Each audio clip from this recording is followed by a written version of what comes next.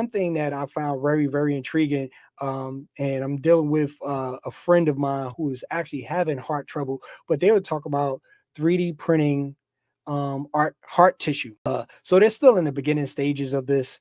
I'm not even going to talk about the company because that's not important, but just know that these technologies are actually coming forth. So we talk about artificial limbs, we talking about tissues, we talking about heart replacement, kidney replacement. They're starting to 3D print these things, and growing these tissues and everything. At now, right now, they were saying that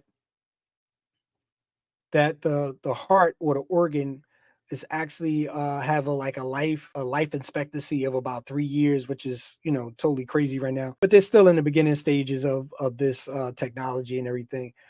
Soon, instead of waiting for a heart transplant, they're going to be able to 3D print this.